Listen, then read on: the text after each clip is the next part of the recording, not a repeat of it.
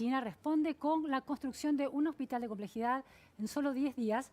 ¿Cómo es posible? ¿Esto es un caso aislado? ¿O China ha entrado a un proceso de velocidad tecnológica y del capitalismo inusitado? Estamos con un experto en estas cuestiones de cultura china, Gustavo Girado. Muy buenas tardes, Gustavo. Muchas gracias por estar aquí. ¿Qué tal, Luciana? ¿Cómo estás? Gustavo es economista, es además especialista en relaciones internacionales, director de la carrera de posgrado, especialización en estudios en China contemporánea de la Universidad de Lanús y docente de la Universidad de Buenos Aires. ¿Es una excepción esto que vemos, esta respuesta tecnológica y de infraestructura a la emergencia del coronavirus? ¿O China ha entrado en una revolución de su infraestructura basada en tecnología? No creo que sea una excepción. Recorriendo un poco la historia de este capitalismo de Estado que ha caracterizado tanto el proyecto que tiene 50 años prácticamente de un éxito extraordinario en términos de los números que marcan su crecimiento y cómo eso lo ha transformado en desarrollo. Las cuestiones de infraestructura están siempre presentes y ha sido siempre un vector sumamente importante que explica gran parte del desarrollo de infraestructura. Ajá. Entonces, esto que ahora vemos con mucha sorpresa sucede también en cuestiones de obras de infraestructura que tienen que ver con hidroeléctricas. Claro. Y es muy común, y entiendo que estaban esperando ver la construcción de un edificio de rascacielos que lo hacen en 15 días, y esos son algunos videos que se pueden observar en internet, que de forma modular los van haciendo los pisos, digamos, se arman por fuera del espacio físico donde van a estar colocados. Estamos viendo de fondo este edificio con este tal sistema. Cual. Sí, y van modularmente colocando uno encima de otro. Justamente este es uno que construyen verticalmente y no es de las características modulares. Claro, esto está, este no suma módulos. Y según recuerdo, esto es algo que han hecho en menos de un mes aproximadamente. Y en menos de 2 meses también edificios que son lo que nosotros diríamos rascacielos, modulares, es decir, un piso o 2 por día que van sumando uno arriba del otro porque tienen toda la estructura totalmente concatenada. Básicamente es como un Rusty para hacer una analogía con lo que todos podemos comprender rápidamente. Claro, se arman por fuera y después se colocan seguramente por grúas. Así es. Ahora, ¿cómo este país tan particular, ¿no? En 50 años logró desarrollar esta tecnología y convertirla en un hábito, ¿no? Bueno, es porque tienen objetivos, tienen planes, planifican mucho y en un país que tiene muchas carencias. Hace unas pocas décadas era un país básicamente campesino, con más de 800 millones de personas viviendo en pobreza. Eso lo han salvado a tal punto que el año que viene estiman que van a acabar con la pobreza de acuerdo a los parámetros del Fondo Monetario Internacional. ¿El año que viene? El año que viene, sí, en 2021, que es uno de los targets que se han establecido para los 2 centenarios, el centenario del nacimiento de la República Popular China en el 2049 y el del nacimiento del Partido Comunista China en el 2021. Piensan tener una sociedad modestamente acomodada, de acuerdo a los términos y valorativos del presidente Xi Jinping, y la verdad es que si siguen con este ritmo van a alcanzar...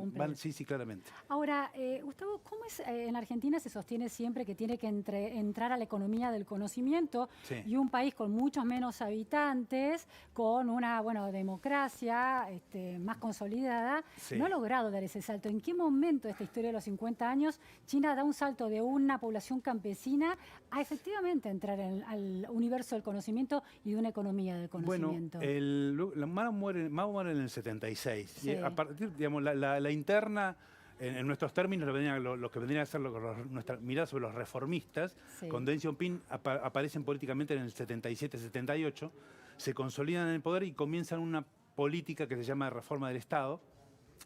Y una transformación... Hemos escuchado esas frases de reforma del Estado en Argentina. Tiene bastante similaridad nominal. ¿Qué quiere decir en China eso? Bueno, en China era que una sociedad que era básicamente planificada y que basada en planes quinquenales en los cuales el Estado era exclusivo organizador de todos los bienes materiales, a partir de allí se empieza a permitir que el mercado comience a enviar señales y para eso practican, si se me permite, en 3 lugares que son en la costa este, donde estaba más occidentalizada, si se quiere, la economía, hacen una especie de proyectos capitalistas en lo que se llama las zonas económicas exclusivas.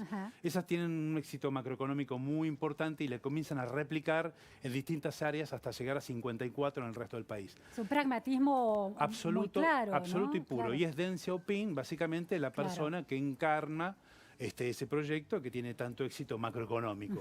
La población comienza a mejorar su bienestar a nivel promedio sin prisa, pero sin pausa durante todas estas últimas 4 décadas, al punto tal que están a punto, ya han alcanzado los $10.000 de PBI per cápita de ingresos, alcanzando ya el estándar, digamos, del piso de ingreso medio bajo. Claro. En muy pocos años más van a alcanzar nuestra media. Si Argentina fuese un país que tuviese menos, tuviese menos vaivenes, digamos, en su PBI per cápita. Y ya alcanzando y superando los niveles de Brasil, muy pronto, dentro de 2 años. Y alcanzando un nivel, pero lo más importante que me interesa resaltar es el tema de acabar con la pobreza. Sí. Porque una economía que tiene 800 millones de pobres hace 40 años, claramente el salto que da en ese sentido es extraordinario. Ahora, Gustavo, es muy interesante, ¿no?, la decisión, porque es un régimen de partido único, con un partido muy, una ideología muy cerrada, y sin embargo hay un momento en el que ese híbrido con el capitalismo se concibe como posible. ¿Hubo debates internos y resistencias? Mucho, pero por eso no es tan cerrado. Digamos, el carácter justamente es que, desde el punto de vista estrictamente nominal, si se quiere, es un régimen que es democracia porque cabe la posibilidad de que existan otros partidos políticos, pero en el preámbulo de la Constitución dice que el presidente tiene que ser miembro del Partido Comunista Chino. Claro. Por lo tanto, en los hechos es una especie de régimen de partido único que ha sido lo suficientemente pragmático como para permitirse capilarizarse con una gran cantidad de prácticas capitalistas, al punto tal que durante 16 años negocia su acceso a la OMC, lo consigue en el 2001, diciembre del 2001. Organización Mundial de Comercio. La Organización Mundial de Comercio, que es básicamente la agenda externa norteamericana, después de los acuerdos de Bretton Woods, digamos, después de la Segunda Guerra Mundial, y adhiere a esa agenda internacional, es decir, decide parametrizarse con los mecanismos que el resto del mundo comercia y negocia, acepta las reglas, concede una enorme cantidad de cuestiones China y se adapta. En ese proceso de adaptación, lo último que queda por adaptar a los procesos occidentales son su sistema bancario y financiero, que es lo último, digamos, lo que le queda por incorporar con los mecanismos y regulaciones internacionales. Eso es decir, cuando decís que le falta adaptarse, es que todavía no ha abrazado las regulaciones internacionales. Está en eso y justamente... Porque hay bancos chinos en la Ciudad de Buenos Aires y en toda América Latina también, ¿no? Y son los más grandes del mundo también, pero también han recientemente tenido problemas y digamos que de los 4 billones de dólares de reservas que tenía hace 2 años, ahora le quedan solo 3 billones, que es una barbaridad, por supuesto, pero comienzan a comprender de qué se trata esto de dejar liberada una serie de fuerzas que tenían muy bien controladas a las del capital. Claro. Qué interesante, ¿no? Digo, porque en la Argentina, que está lejísimo de un régimen comunista de partido único, los temas ideológicos a veces traban el desarrollo de decisiones más pragmáticas, ¿no? Por eso la pregunta habitual que recibo, pues, trabajo estas cuestiones hace bastante tiempo, es, bueno, ¿qué se puede aprender de ellos para poder realmente aprovechar las ventajas? Pero la verdad es que tengo que ser lo más sincero posible y encuentro muy pocas cuestiones que puedan... Porque devienen de un proceso político histórico muy largo y tienen cuestiones muy arraigadas culturalmente que hacen que la distancia no solo sea geográfica con Argentina, sino cultural. La distancia cultural es enorme, al punto tal que encontrar las diferencias en el proyecto colectivo, digamos, tratar de vincularlo con los proyectos totalmente individualistas que no son todo el tiempo, ¿cómo se dice?, permeando desde el hemisferio norte occidental a países que están en vía de desarrollo, que impiden básicamente que se consoliden como economía desarrollada, justamente porque no tenemos arraigado una gran cantidad de elementos que son necesarios para poder establecer programas que permitiesen quizás desarrollar políticas planificadas. Ahora, Gustavo, en relación a estas diferencias, a ver, esta cuestión. Uno podría pensar que en China funciona, la economía han tenido la inteligencia de hacer un híbrido entre un capitalismo de Estado y un capitalismo, digamos. Sí, hay un capitalismo de Estado muy fuerte, muy consolidado. Muy fuerte, pero también con margen para el mercado, ¿no? Sí, así es. Bueno, y eso ha redundado en beneficios para la gente, ¿no? La salida de la pobreza tiene que ver con esa agilidad y esa flexibilidad de su economía, pero eso se da a condición de un estado de hipercontrol sobre la sociedad. Hay mucho control. ¿Y eso es lo que, por supuesto, en una democracia liberal como la Argentina sería impensable? Claro, sí, pero tomando lo que dijiste justamente antes, hay algo que se señaló en las economías capitalistas, que es el nacimiento de las empresas transnacionales, que se consolidan en el mercado doméstico y cuando no les alcanza el mercado doméstico tienen que salir por fuera de su frontera porque necesitan validar su capital, digamos, ¿no? Bueno, en China eso fue una construcción. Es una construcción política apoyada en un tremendo mercado interno que le permite hacer una gran cantidad de pruebas.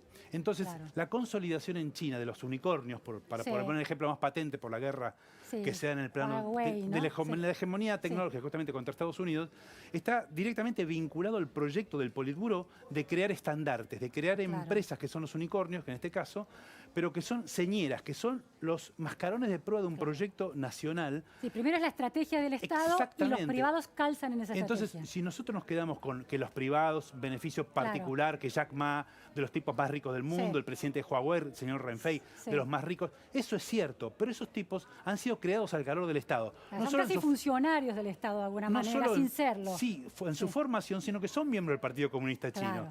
Y en el caso de Jack Ma, por cierto, que se acaba de afiliar al Partido Comunista Chino hace 2 años. ¿Quién es Jack Ma? Jack Ma, el dueño de Alibaba. Y uno de los que introduce el sistema de pagos a través del Alipay, del pago que ha hecho prácticamente desaparecer la moneda doméstica y la moneda acuñada y el papel billete de lo cotidiano de los chinos, porque hoy utilizan su celular. Claro, ahora, el otro costado, porque una de las polémicas que se dio en el caso del coronavirus es que cada vez está más demostrado, hay una investigación del New York Times en ese sentido, que el gobierno chino supo de esto en diciembre, antes de que se diera a conocer, que el alcalde de Wuhan lo dio a conocer, que lo llamaron para, de alguna manera, retarlo y sancionarlo porque había en un grupo de WhatsApp de médicos anticipados que estaban preocupados por los casos de neumonía que se estaban dando. Es decir, ese desarrollo, ese Estado que hace intervenir al capital privado de manera estratégica, ¿se basa en un férreo control y también en una política del secreto? Sí, yo no quiero, a ver, con esto de defender un modelo que hace que la gente muy empobrecida progrese sistemáticamente, pero al calor de un proyecto colectivo, no quita en absoluto, no debe quitar el ojo de este fuerte control que hay del Estado en muchos segmentos de la actividad cotidiana, por supuesto mucho control social también, pero que claramente tiene una escala valorativa diferente porque evidentemente se ponen por delante cosas que nosotros no ponemos adelante. ¿Por ejemplo? Bueno, eventualmente la democracia directa, que para nosotros tiene algún tipo de valoración con nuestro ejercicio habitual, digamos, con un cierto calendario de democracia que nos permite votar desde hace varias décadas, gobierno elegido libremente en Argentina, pero que no nos permite acabar con la pobreza y mucho menos con el hambre, por ejemplo. Sí, los dilemas de cada régimen. Claro, entonces vienen los chinos y ven la cantidad de favelas que hay en Brasil o la cantidad de villas miserias que hay en una ciudad como Buenos Aires, no lo pueden creer.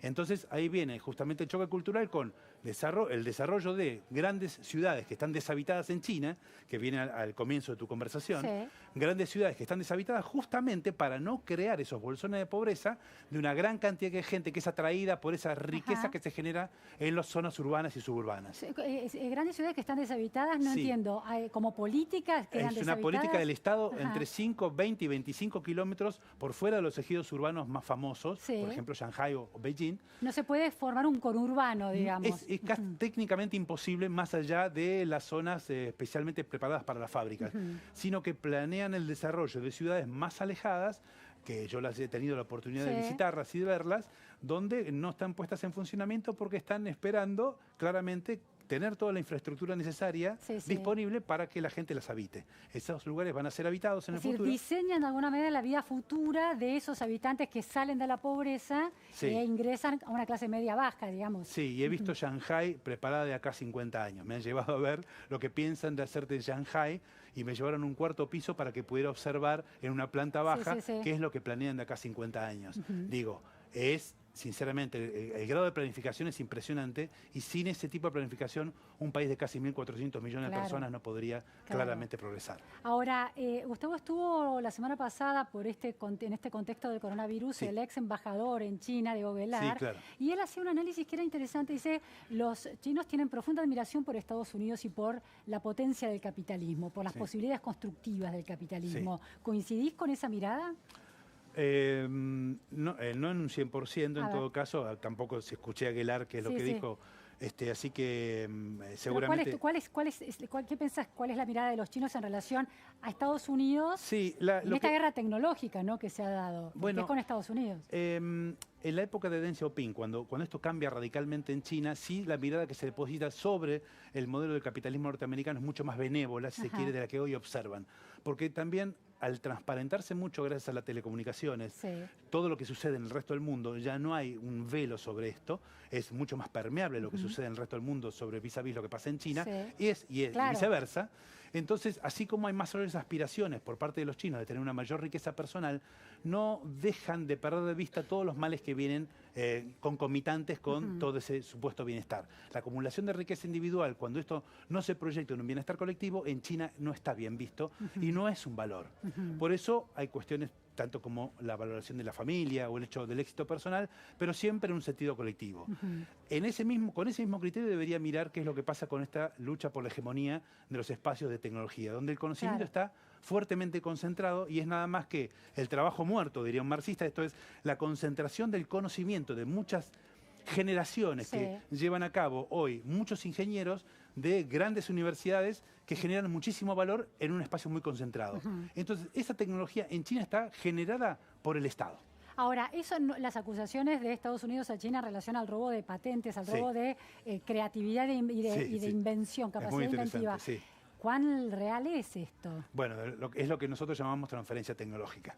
Y es lo que hoy en Estados Unidos el señor Trump llaman robo de tecnología. Yo no estoy en condiciones de decir si se roba o no se roba. Lo que sí sé es que en todo caso, primero, no hay pruebas de que Huawei haya utilizado o esté utilizando puertas traseras en los semiconductores para utilizar la gran información de Internet de las cosas, de la nube y del 5G para apropiarse y transferírsela al Politburó para hacer geopolítica. Pero sí está demostrado que lo han hecho Cambridge Analytica y lo ha hecho el FBI y la CIA para abastecer de información al gobierno norteamericano.